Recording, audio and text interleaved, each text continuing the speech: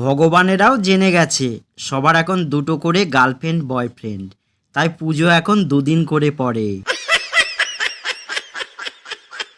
অনলাইনে চ্যাট করতে করতে কাউকে ভালোবেসে ফেললে তাকে চ্যাটের ভালোবাসা বলে।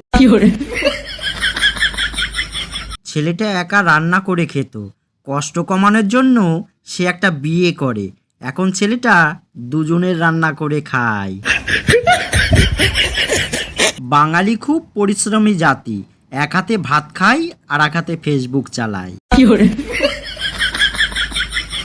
সরস্বতী পুজোর দিন শাড়ির কুচির ধরার লোক না পেলে নাইটি পরে বের হবেন, অযথা ঢং দেখাবেন না।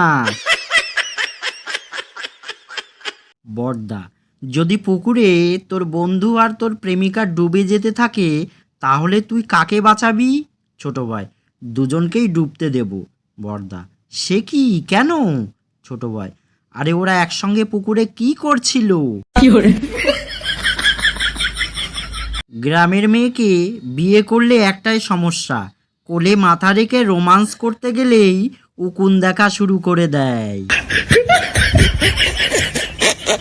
এমনি কালো, তার উপরে গরিব, মানুষ আবার জিজ্ঞেস করে তোমাকে কয়জন ভালোবাসে? হায় রে সমাজ।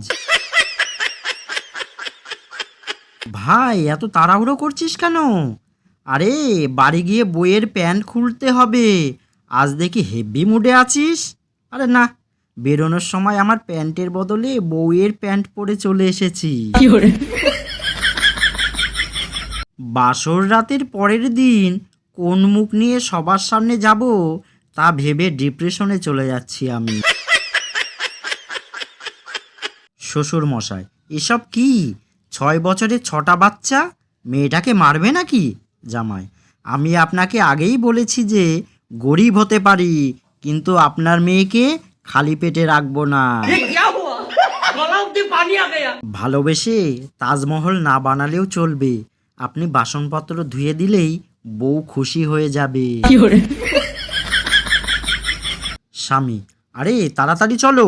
স্ত্রী, এত তাড়া দিও না তো, তাড়াতাড়ির চক্করে পড়েই তোমার মতো বর পেয়েছি। বউদেরকে বলছি, স্বামীদেরকে দোষ দেবেন না, তাদের যদি বুদ্ধি থাকতো তাহলে কি আর বিয়ে করতো? আমার প্রিয় ইউটিউব পরিবারের সদস্য সবাইকে জানাই বাংলা হাসির ভাণ্ডারের পক্ষ থেকে অসংখ্য ধন্যবাদ। সকলে ভালো থাকবেন, সুস্থ থাকবেন, আর জোকসগুলো শুনে কেমন লাগলো কমেন্ট করে জানাবেন। আর চ্যানেলটিকে প্লিজ সাপোর্ট করে যাবেন, যারা এখনও পর্যন্ত সাবস্ক্রাইব করেননি প্লিজ সাবস্ক্রাইব করে দেবেন। আজকে এই পর্যন্ত রাখছি, ধন্যবাদ সবাইকে।